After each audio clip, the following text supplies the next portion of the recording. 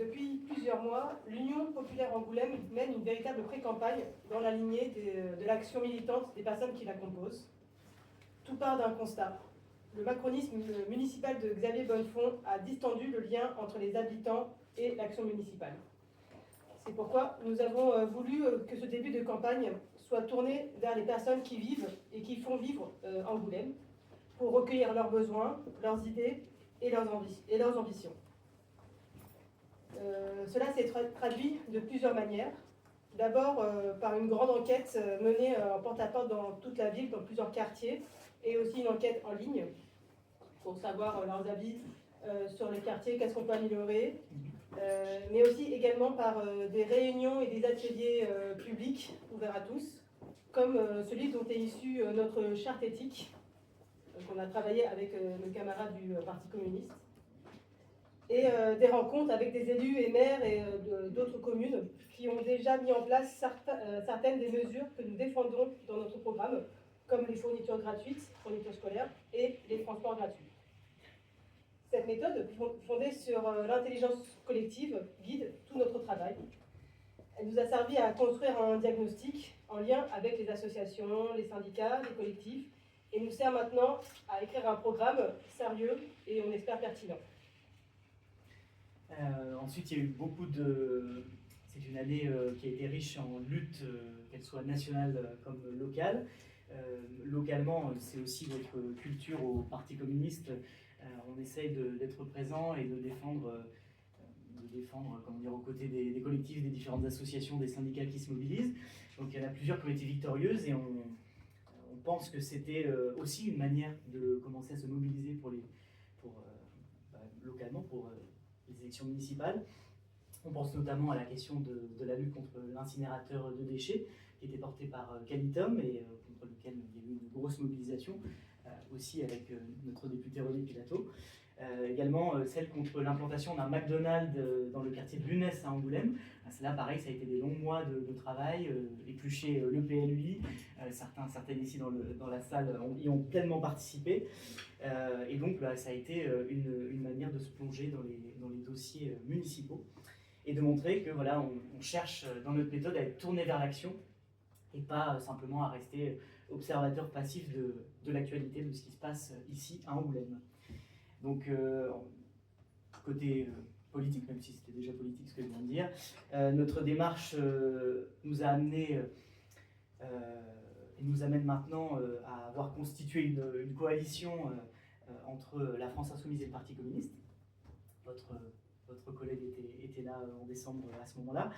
Et donc, la liste que nous porterons ensemble s'appelle l'Union populaire Angoulême et elle a été rejointe par un certain nombre de citoyens et de citoyennes désireux de poursuivre la logique du nouveau Front populaire, puisque c'est notre essence, identité commune. Voilà. Comme lors de la campagne des législatives de 2024, nous invitons donc toutes les personnes qui se reconnaissent dans cette démarche, dans ce programme aussi de rupture, puisque un certain nombre de nos propositions figuraient déjà dans ce programme. On les incite à nous rejoindre pour écrire la suite de cette campagne de la façon qu'il et elle le souhaitent. Donc je ne serai pas plus long et je passe la parole à René Pilato que j'ai déjà cité, qui va nous présenter. Pardon.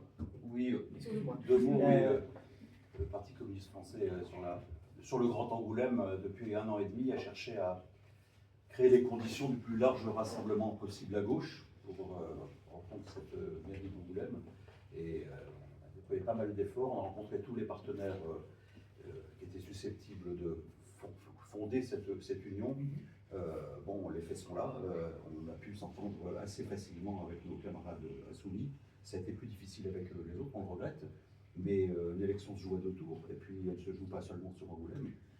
Dans les propositions que nous avons portées ensemble avec l'Union populaire Angoulême, figure en bonne place la défense des transports urbains et gratuits, mais ça relève de compétences de la communauté d'Aglo, donc on souhaite pouvoir se rapprocher, on va commencer à le faire bien sûr, avec les autres listes progressives de Grand Angoulême pour porter cette proposition et la faire adopter au niveau de l'Aglo progressivement.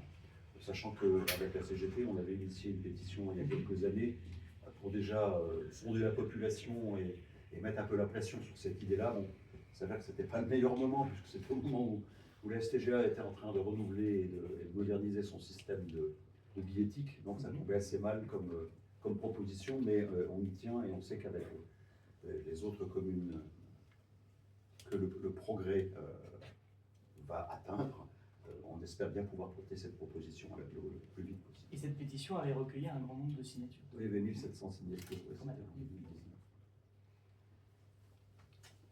Donc, oui, j'allais dire, pardon, excuse-moi,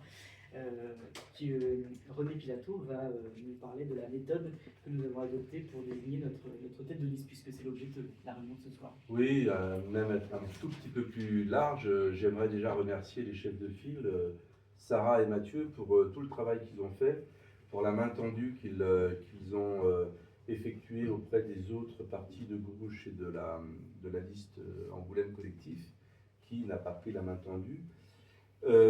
C'est le jeu, chacun partira au premier tour, mais ils ont fait un très très beau travail au niveau de l'organisation des actions du porte-à-porte, au niveau des tractages, au niveau de la remontée du terrain pour savoir ce que les gens voulaient, et même chose sur les thématiques portées jusqu'à maintenant. Tu as parlé du McDo et de l'incinérateur, mais pas que. Vous avez lancé la cantine gratuite, les transports gratuits, et donc vous avez surtout auditionné, je ne sais pas si les autres listes l'ont fait, les associations et les acteurs et les actrices du monde économique, et ça nous a permis effectivement d'avoir un retour qui est beaucoup plus complet que les citoyennes et les citoyens. Donc tout ça, ça a permis à Eileen et Anthony, qui se cachent là derrière la caméra, de faire un très très très gros travail sur le programme lui-même, qui fait plusieurs dizaines de pages. Merci, hein, j'ai dû le lire. Donc il est très complet, très cohérent, et il parle bien évidemment de grands axes qui correspondent à beaucoup de volontés dans certaines communes, mais surtout à des attentes des Angoumoisines et des Angoumoisins.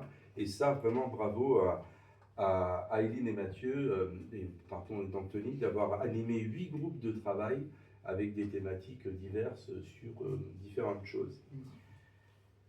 Conclusion, c'est un programme de rupture. Alors, 8 de rupture avec le programme de M. Bonnefond que j'ai cherché pendant 12 ans et que je n'ai pas vu. Donc, ce n'est pas de la gestion, c'est une vision. Ce n'est pas de la gestion macronisme à la va comme je te pousse, c'est toujours une vision à 6, 12 ou 18 ans de notre agglo et de notre commune. Bravo. Et nous avons cherché quelqu'un qui pouvait incarner cette rupture avec une gouvernance macroniste, mais surtout qui pouvait incarner une continuité avec l'esprit de la NUPES, qui était l'union, et l'esprit du NFP, qui était encore une union, et qui nous a permis, qui m'a permis d'aller à l'Assemblée nationale. Donc cette personne, elle doit incarner le renouveau démocratique au-delà de la rupture, la continuité de l'union populaire à Angoulême. C'est une personne humaniste qui lutte contre les discriminations, qui est une personne solidaire, une personne qui porte aussi un programme écologiste et social. Et j'ai l'honneur de vous présenter Anne Azilis, Petit Le Boutin, je ne vais pas faire de faute, notre tête de liste.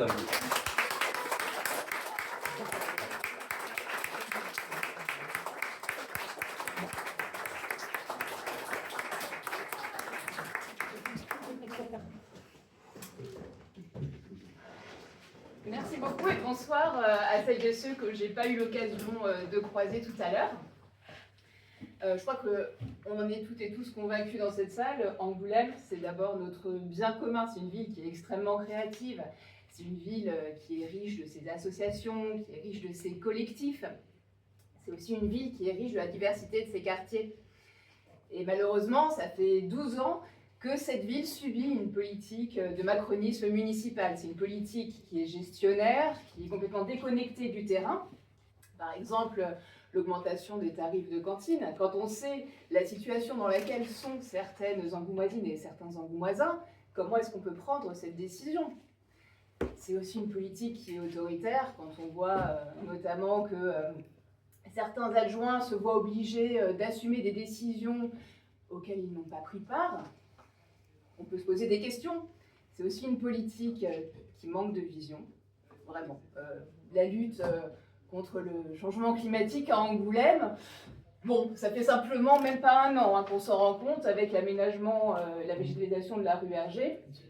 C'est peut-être un peu tard, juste avant les élections, pour faire quelque chose à ce niveau-là. Et c'est pour ça, comme tu le disais René, on a besoin d'un programme de rupture. On a besoin à la fois de créer une rupture en termes de priorité, ça c'est évident, mais on a aussi besoin de créer une rupture en termes de méthode. Et c'est ce qu'on veut porter avec l'Union populaire, et c'est ce que moi je veux porter en tant que candidate à être la première femme maire d'Angoulême.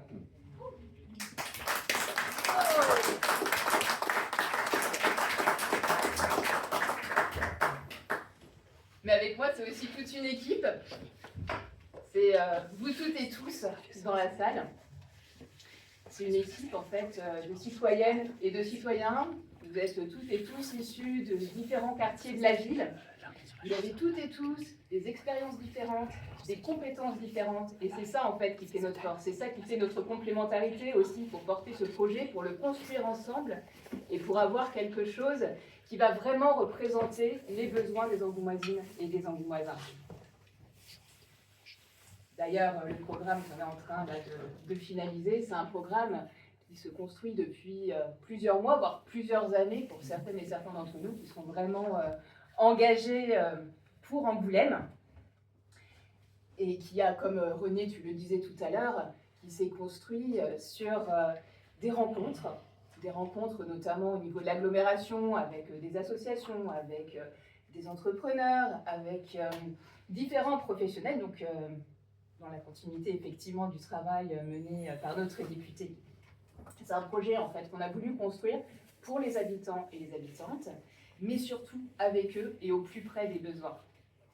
Comme c'était rappelé tout à l'heure, on a fait un énorme travail d'enquête avec du porte-à-porte. Il y a eu plus de 600 personnes qui ont été rencontrées à travers ce porte-à-porte. On a eu une centaine de retours aussi par Internet. Et tout ça, ça nous a permis de dessiner en fait les attentes et les espoirs des Angoumoisines et des Angoumoisins, les espoirs notamment suscités aussi par le NFP, qui a été quand même un grand moment dans notre histoire politique locale et nationale. Ce qui nous a permis de vivre ensemble un événement collectif, et cet événement collectif, on a envie de le poursuivre aujourd'hui avec la liste d'Union populaire Angoulême. Parce que toutes et tous, on habite dans cette ville, on la connaît, on la vit au quotidien. Moi-même, par exemple, j'ai grandi à ma campagne, je suis allée au collège Pierre Baudet, ensuite je suis allée au LISA, et oui, René, mais t'étais pas encore professeur au LISA à ce moment-là. Et donc c'est là que j'ai pris conscience de l'importance de la solidarité, que j'ai pu prendre conscience aussi de l'importance de la vie de quartier. Mais c'est aussi là, malheureusement, que j'ai pu constater la défaillance parfois de l'égalité républicaine.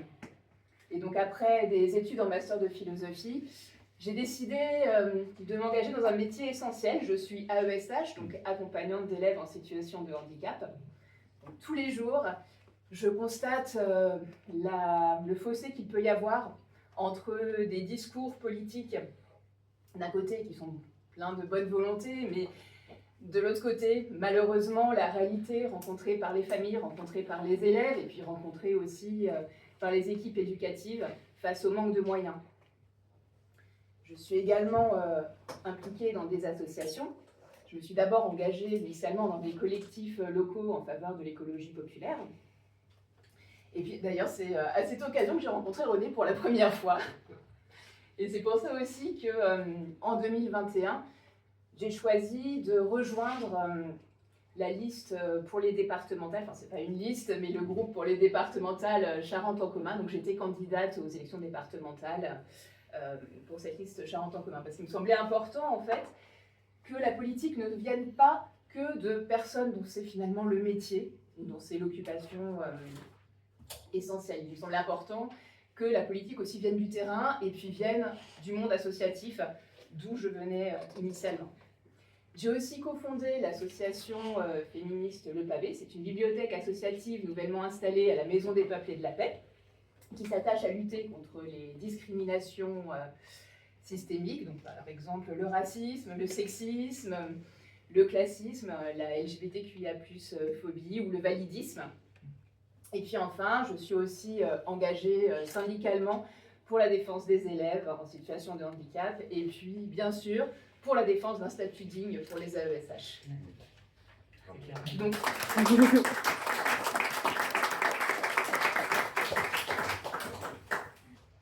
Donc, toutes ces expériences m'ont permis de développer un souci du soin, de l'attention, de l'empathie et surtout de développer ma capacité d'écoute, mon sens de l'écoute. Et ce sont ces expériences-là, ces expériences acquises que je veux mettre au service de notre commune.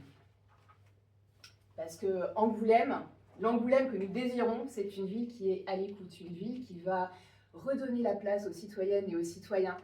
C'est une ville qui va travailler en concertation et en transparence avec ses associations. C'est une ville aussi qui va soutenir ses agentes et ses agents. C'est une ville qui ne va pas mépriser les quartiers populaires, comme on le voit avec le CAGE par exemple, où la population a fait une pétition, a demandé la réouverture du CAGE, et où en fait, ils et elles se heurtent à des difficultés d'écoute de leurs demandes. Et c'est aussi une ville qui va lutter contre les discriminations. Donc finalement, ce que l'on désire à l'Union populaire Angoulême, c'est une ville du bien vivre, une ville qui va se construire en répondant aux besoins, qui va protéger ses habitantes et ses habitants, des plus jeunes aux plus âgés, en s'attachant notamment à la question du pouvoir d'achat, en s'attachant aussi à la question de la dignité de toutes et tous. C'est une ville qui va investir dans les services de proximité. Et puis c'est une ville qui va répondre aussi aux enjeux écologiques de notre moment. La première priorité que j'aimerais défendre en tant que tête de liste, c'est la question de la dignité justement et du pouvoir d'achat. Alors le pouvoir d'achat, on peut se dire que c'est essentiellement au niveau national qu'on peut défendre ça, mais en fait il y a aussi des leviers au niveau communal ou au niveau intercommunal.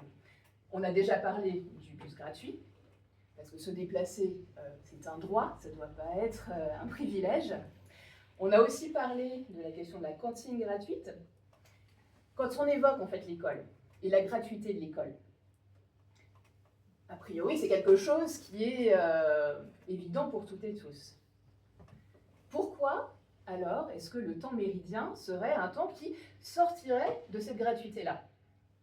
C'est quelque chose qui pose question et c'est justement une chose qu'on souhaite rétablir avec l'Union populaire Angoulême. On souhaite rétablir cette gratuité totale de l'école.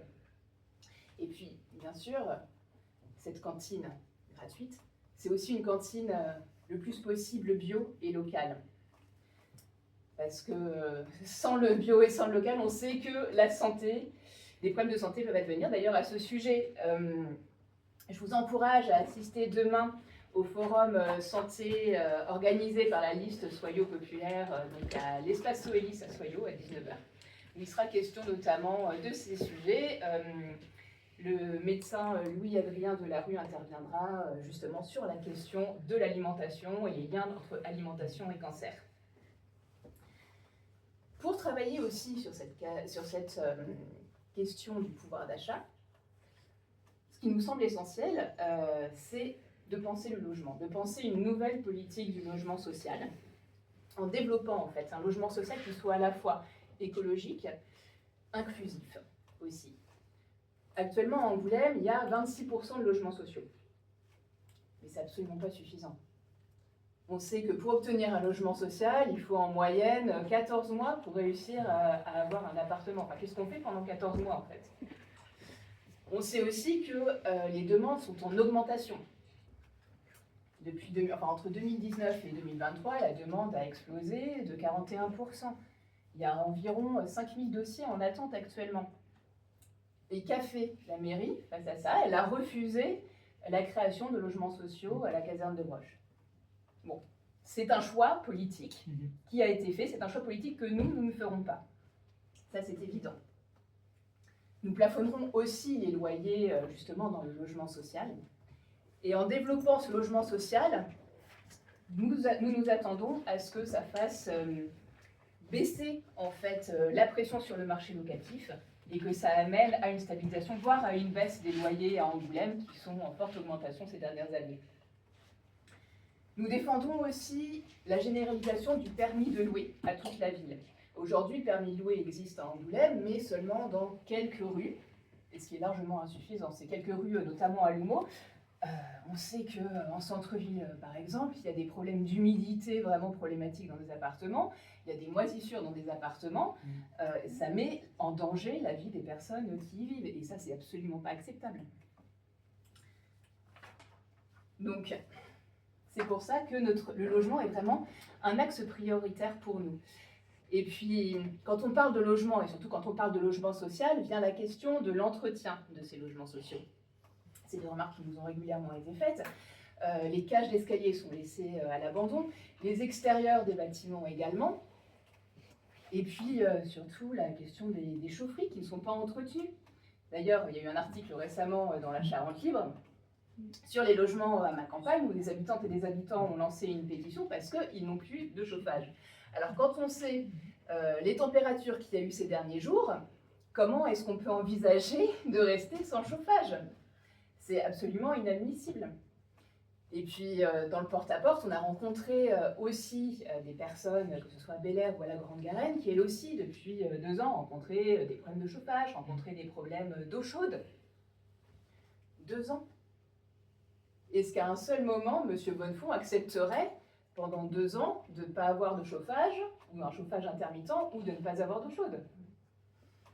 Je ne pense pas. La question de la vulnérabilité, en fait, des populations, c'est un choix politique. Et là, en l'occurrence, avec la question du chauffage, c'est la vulnérabilité face au froid qui est en jeu. Il y a des gens qui meurent dans la rue, en fait. Et d'ailleurs, à ce sujet, j'ai signé une tribune qui est parue ce matin dans Mediapart pour demander la réquisition des logements vacants de toute urgence, notamment quand on est en situation comme ça de grand froid. À Angoulême, on sait qu'il y a un local sur 5 qui est vacant. On sait aussi qu'il y a 9,1% de logements vacants. Face à ça, les associations nous font remonter qu'il y a environ 80 à 90 personnes à la rue à Angoulême. Bon, je pense que le constat est vite fait, que la lutte contre le sans-abrisme à Angoulême on peut trouver des solutions assez rapidement. On peut aussi se demander mais comment fait-on pour réquisitionner un logement vacant? En fait, ça fait partie des pouvoirs de police du maire. Il y a cette possibilité-là. En cas de danger, on peut ordonner au moins une mise à disposition temporaire des locaux vacants. Parce que nous souhaitons agir pour l'hébergement d'urgence également. Notre deuxième priorité, c'est la question du service public de proximité. Alors, ça a déjà été évoqué, notamment à la conférence de presse pour annoncer notre union. Nous souhaitons développer un centre municipal de santé pour faciliter l'accès aux soins. Et puis, on souhaite aussi développer la prévention, parce que la santé, en fait, ça ne s'envisage pas seulement au moment où on tombe malade, ça s'envisage sur un temps long. Et la prévention est un des leviers, en fait, de ce temps long. Je l'évoquais tout à l'heure dans mon premier point, mais l'école, c'est aussi c'est surtout un service public. Mais outre la question de la gratuité dans l'école, il y a aussi la question, et ça c'est une valeur qu'on porte toutes et tous ici, la question de l'émancipation. L'école, c'est ce qui garantit l'émancipation. Donc, quand on va défendre la cantine gratuite, par exemple, quand on va défendre les petits déjeuners gratuits à l'école, on va défendre aussi les conditions de l'émancipation. On va défendre en fait cette mission du service public. On sait que en France, il y a à peu près un enfant sur 4 qui ne fait pas 3 repas par jour. Donc, on peut pas, dans ces conditions, on ne peut pas choisir de s'opposer en fait à la cantine gratuite. On ne peut pas choisir de s'opposer au petit déjeuner gratuit dans les écoles. Ou alors, ça veut dire qu'on accepte cette inégalité de fait. Ça veut dire qu'on accepte que tous les enfants n'ont pas les mêmes chances lorsqu'ils suivent leur scolarité. Et ce choix-là, ce n'est pas du tout le choix qu'on souhaite faire à l'Union populaire anglaise.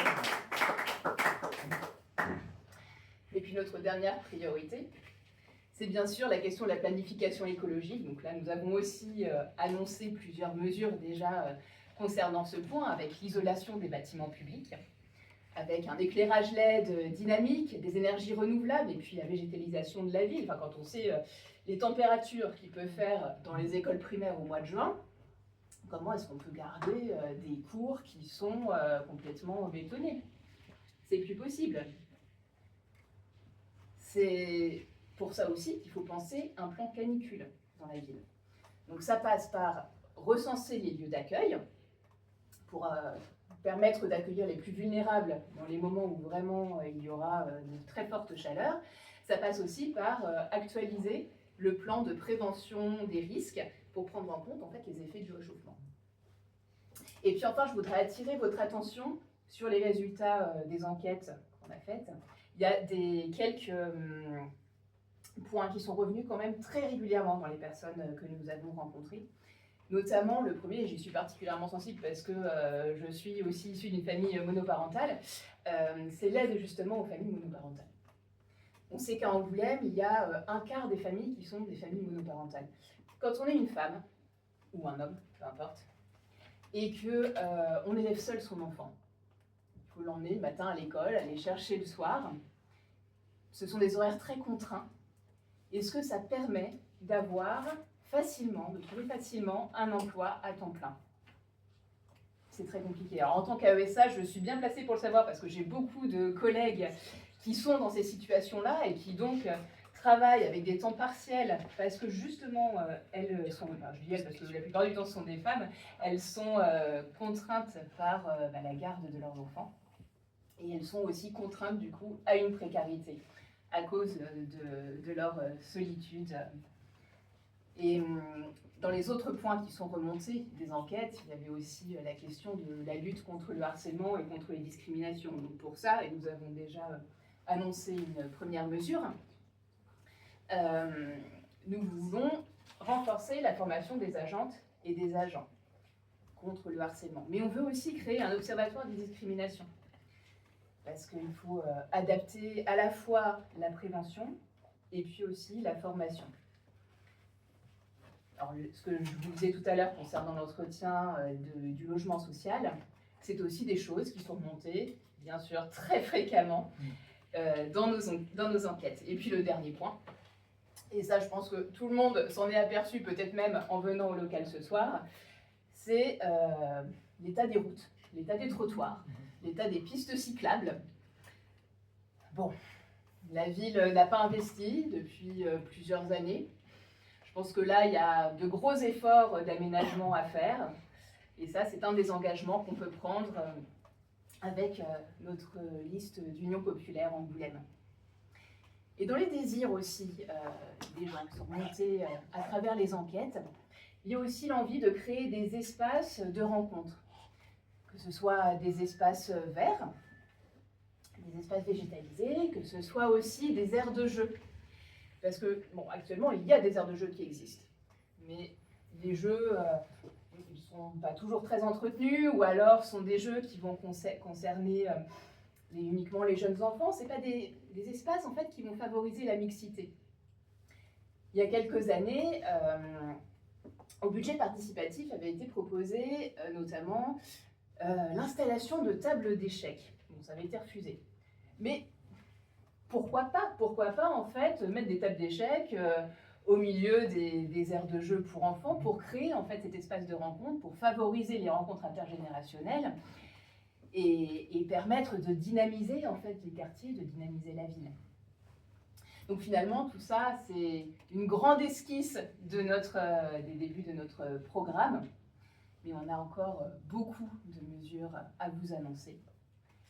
Et quoi qu'il arrive, on reste une équipe qui est à l'écoute des besoins des Angoumoisines et des Angoumoisins pour une vie digne et vectrice d'émancipation.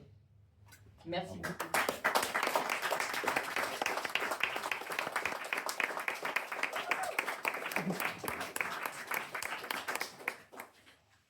Est-ce que vous avez des questions ? Vous nous avez dit rapidement comment vous avez été choisi. Je me suis bientôt adressé un portrait, mais comment s'est fait ce choix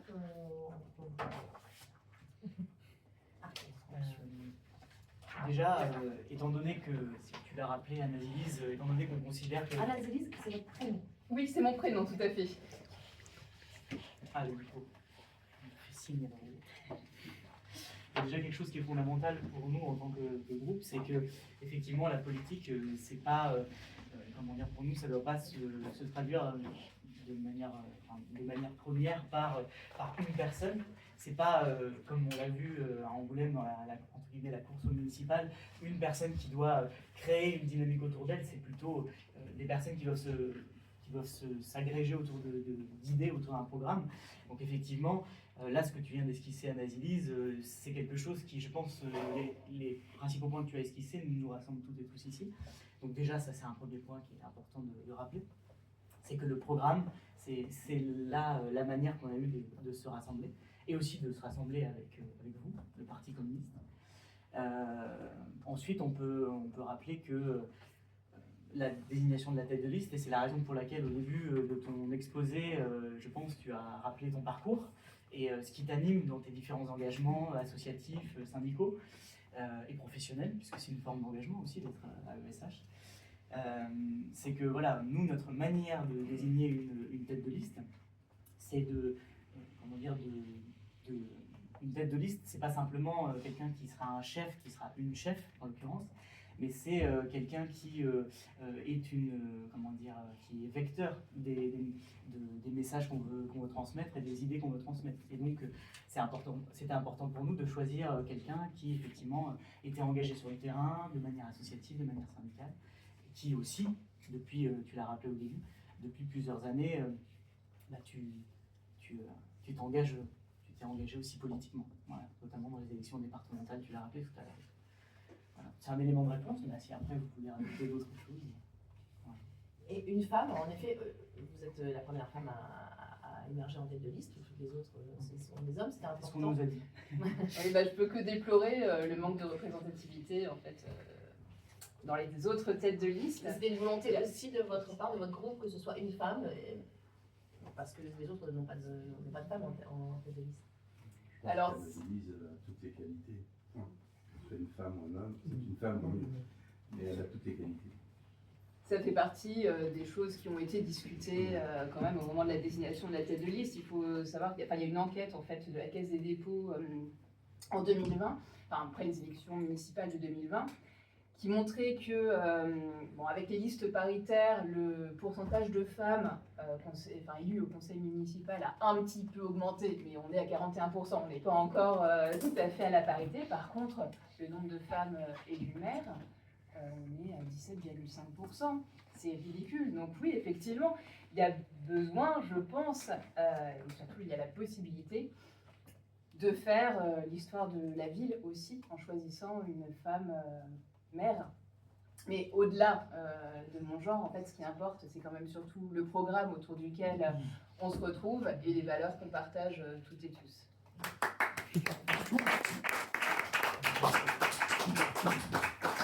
Juste un peu pour effectivement rebondir, la question sur la représentation des femmes en politique, c'est quelque chose d'important. Mais à mon sens, c'est aussi du féminisme dans le programme, défendre des projets plus féminisme. Et avec Anna-Zélise, on a la chance, une pierre de coups, on a une femme qui porte des projets politiques féministes et dans l'air du temps. Exactement. Quelle sera votre place, vous, dans cette liste? Quelle sera votre place, vous, dans cette liste? Où y mettre.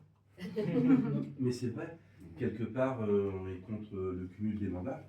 Donc, j'ai été élu grâce à toute une dynamique de jeunesse et de militants aguerris qui maintenant commencent à prendre de l'âge parce qu'ils ont besoin de prendre leur retraite. Et la relève est là. Et donc, je leur donnerai le coup de main comme je m'y étais engagé. Et par rapport à ce que tu disais, très important sur le Grand Angoulême, j'ai travaillé, on ne va pas le cacher, à des mesures fortes pour le Grand Angoulême. Et je prends mon bâton de pèlerin, je vais aller voir de mon côté aussi les maires qui souhaitent partager. Et voilà, parce que c'est une élection à 3 tours. Il y a effectivement l'élection du premier tour, du deuxième tour, troisième tour où on élit le maire dans le premier conseil municipal et quatrième tour puisque ce sont les conseillers communautaires qui vont élire le ou la présidente du Grand Angoulême qui va appliquer une politique sur l'eau.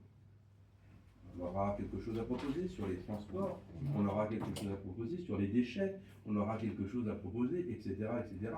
Qui sont des compétences du Grand Angoulême et c'est mon devoir au-delà du boulot de député, de donner du temps et de leur apporter toute l'aide que je peux leur apporter pour qu'il y ait quelque chose de construit, une vision qui nous fera plaisir d'ici. Il y a 3 mandats. Hein. Le programme, on l'égrène sur 3 mandats. Qu'est-ce qu'on peut faire pour les mandats? Qu'est-ce qu'on peut faire sur 2 mandats? Qu'est-ce qu'on peut faire sur 3 mandats? Cette vision, ils vont l'apporter. Ils vont l'apporter. Et voilà ce que je peux leur. Après, sur la liste, ils mettent 42, 43, 8, 9, j'en sais rien, peu importe. De toute façon. Vous visez plus le Grand Angoulême, l'ASSO. Ben, c'est pas possible. On ne peut pas cumuler. Mhm. Donc il faut le comprendre. Je veux dire, déjà, on n'a pas envie de cumuler, mais on ne peut pas cumuler. C'est-à-dire qu'un élu national ne peut cumuler qu'un mandat local sans vice-présidence, sans responsabilité, sans rien. Et pour être à l'agglo, il faut être, je dirais, conseiller municipal. Donc c'est pas possible. Donc par contre, conseiller, travailler pour les personnes qui sont à l'agglo, avec plaisir et gratuitement en plus. D'accord. Votre liste est complète? Alors notre liste est complète, mais nous la dévoilerons un petit peu plus tard. Ça fera l'objet peut-être d'une autre conférence de presse. C'est plus tard. Qu'est-ce que vous avez plus tard? Vous avez une date, un délai On n'a pas encore de date, mais on vous préviendra dès qu'on en saura plus. Mais elle est complète. Elle est complète, oui. Parce que tout à l'heure, je ne sais plus qui disait on appelle les gens à nous rejoindre, pas sur la liste alors du coup, mais à nous rejoindre, à vous soutenir. Quoi. En fait, pour préciser, c'est ce qu'on a dit, je crois, à vos collègues assez récemment. En fait, la liste, si on devait la déposer demain, on pourrait la déposer. Donc on peut dire qu'elle est complète.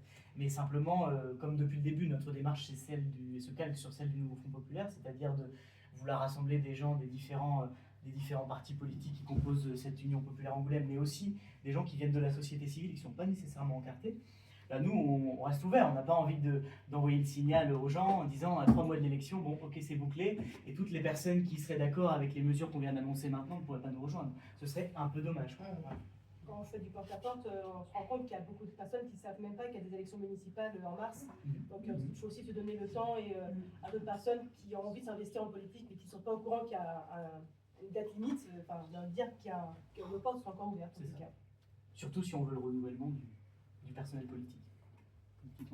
Pardon, j'ai pas tout suivi. Il y a combien de places pour PC sur la liste? Actuellement, on s'est mis d'accord sur 3. 3. 3 positions éligibles, bien sûr. Ça fait partie de nos négociations, pas forcément toutes. Nous, notre candidat depuis le début, au-delà de la tête de liste, c'est l'esprit du Nouveau Front Populaire. Donc on est 3, 5 candidats, peu importe, pourvu qu'il y ait une équipe qui porte cet esprit et qui l'amène aux commandes de la ville, c'est ce qui nous importe. Que pensez-vous du morcellement à gauche? On a tout fait depuis 1 an et demi, en tout cas au niveau du PCF, on a tout fait depuis 1 an et demi pour rencontrer individuellement chacune des formations ou des collectifs à gauche. On n'était pas loin peut-être à un moment d'avoir un accord et finalement on s'est aperçu que c'était auprès de nos camarades insoumis avec eux qu'on avait le plus de cohérence et de points communs et de volonté commune, à la fois pour la ville, et je le redis, vous risquez de nous répéter, et pour l'agglo, parce qu'il y a des compétences qui sont essentielles pour les habitants des communes mais qui dépendent de l'agglo. Donc on est assez vite tombé d'accord là-dessus, on est très, très heureux d'avoir rejoint l'aventure. D'accord. Et à cette question, que répondez-vous, Madame Petit-Boutin, sur le morcellement à gauche?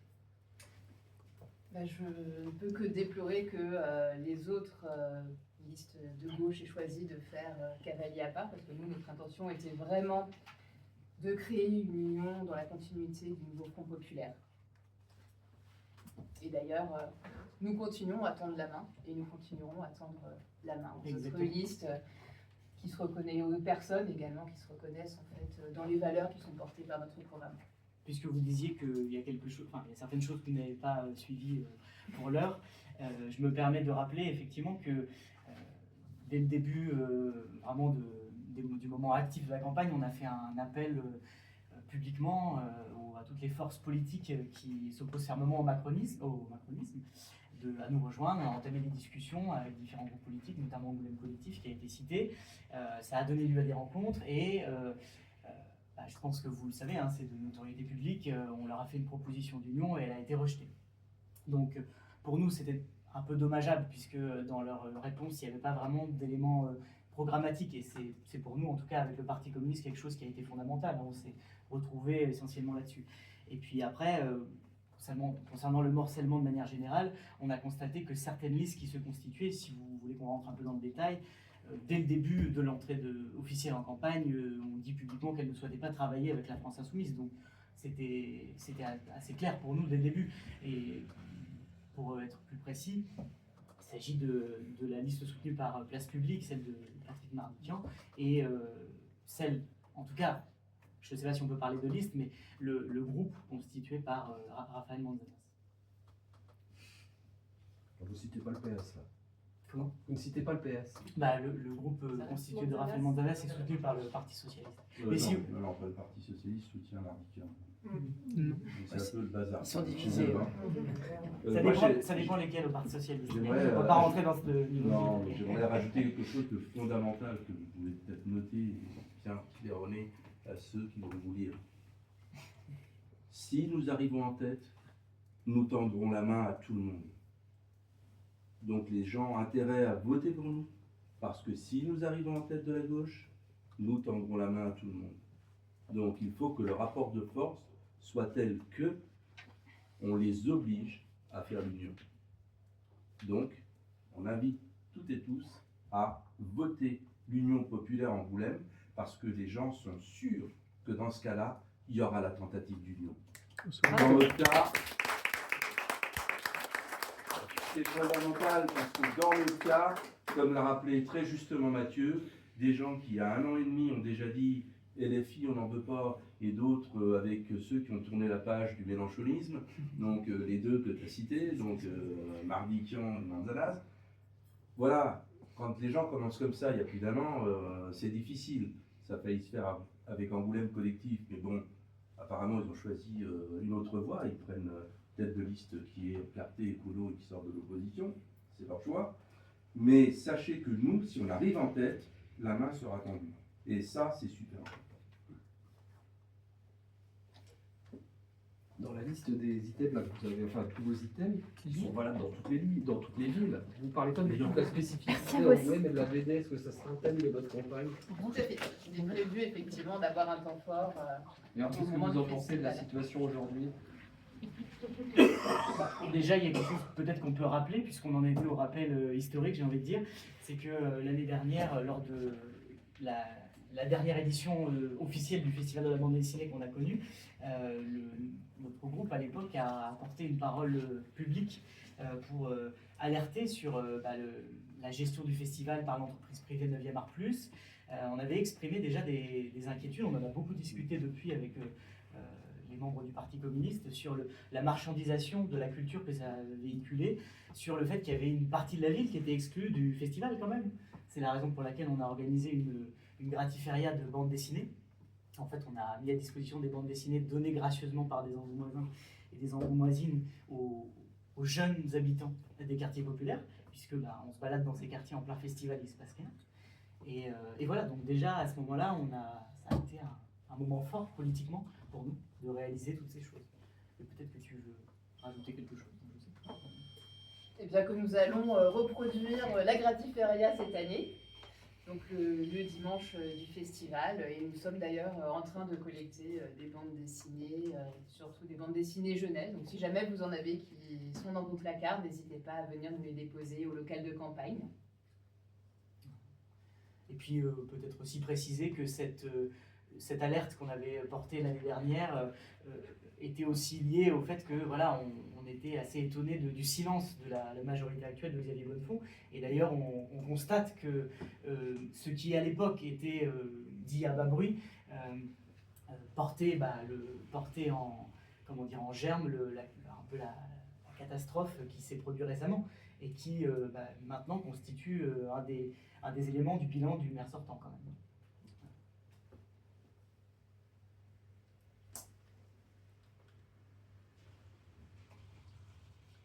Je vais vous demander votre âge.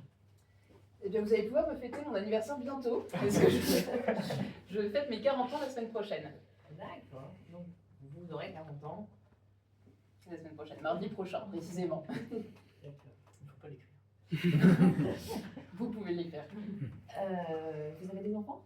Non, pas du tout. Vous êtes donc, vous avez dit, une enfant d'Angoulême en tous les cas, puisque Oui. vous êtes née ici. Alors, je suis pas née à Angoulême, mais je suis née à Poitiers. Mais je suis arrivée à Angoulême à 11 ans. D'accord, vous avez votre scolarité ici. Vous avez Tout à fait. fait vos études de philosophie, c'était où? Alors, j'ai commencé à Paris et puis j'ai continué ensuite à Toulouse. Et vous êtes revenu ici pourquoi? Je suis revenue à Angoulême parce que j'ai des attaches à Angoulême, j'ai de la famille à Angoulême, ma mère y vit.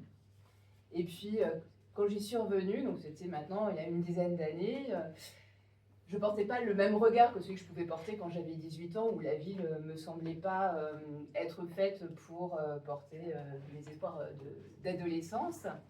La ville avait en fait changé, elle était beaucoup plus dynamique quand j'y suis revenue, et c'est vraiment ce qui m'a plu et ce qui m'a donné en fait envie d'y rester. Il y a énormément de... Il y a 10 ans. Oui, il y a une dizaine d'années, bon, c'est toujours le cas quand même aujourd'hui.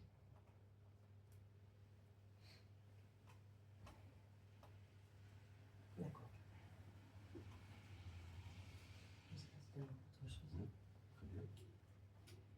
Bon, ouais, c'est- Question supplémentaire. La liste, donc bon, je voulais la liste, mais bon, parce que- Mais non, on maintient le suspense. Bah, c'est comme Stranger Things, quoi. Ça se fait partout. Bah, C'est ouais, pas comme ça. Et puis il faut garder la porte ouverte. Ouais, exactement. Exactement. De toute façon, la liste portera, allez, je vais me permettre, le programme, tout le programme. Donc en fait, peu importe, il faut que les gens l'incarnent, c'est tout. Et je crois que c'est l'état d'esprit de la NUPES, tu disais, du nouveau Front populaire. On fédère des gens qui viennent du monde politique, du monde associatif, des ONG, du monde syndical, et on se retrouve autour de quelque chose qui est le socle de l'union, le programme. Et on dit ce qu'on veut, hein, mais on est capable de, même nous, les insoumis, on est capable de faire des choses extraordinaires alors qu'on n'est pas majoritaire à l'Assemblée. Notre niche parlementaire, on fait voter à l'unanimité, d'être contre le Mercosur. Tous les députés qui étaient là ont voté pour. Et on fait voter à une grosse majorité, quoi? La nationalisation d'ArcelorMittal. Donc quelque part, quand on est convaincu, quand on porte un programme, et là il émane des habitants, il émane des associations, il émane de tout le travail qui a été fait, Anna Zilis est d'Angoulême, elle connaît Angoulême, elle est dans les associations, et elle le portera comme toutes celles et ceux de la liste. C'est ça qui est important. Et donc l'ordre de la liste, bien sûr il va compter, puisque ce sont les gens qui effectivement après iront au conseil municipal, mais globalement, voilà, ce qui compte, c'est ce que ces gens-là vont raconter. Et surtout, est-ce que c'est cohérent? Est-ce qu'on parle au pouvoir d'achat? Est-ce qu'on parle de sécurité? Chez nous, la sécurité, c'est l'intégrité physique et mentale. Est-ce qu'on parle de tout ça? Et voilà, et moi je pense que vous inquiétez pas, vous aurez toutes les informations. Oui, ne m'inquiète pas. Autant qu'il faudra aussi qu'on se revoie parce qu'il y aura probablement deux tours et donc toutes les listes vont être remodelées. Donc on aura Ouais. En plus, l'occasion de se tu as revoir. raison. Ça dit, vous parlez de sécurité, mais vous n'avez pas parlé. On parle de tranquillité publique plus que de sécurité. C'est pour ça que j'ai dit que c'est Mais, pas... même tranquillité publique, si, là, d'accord.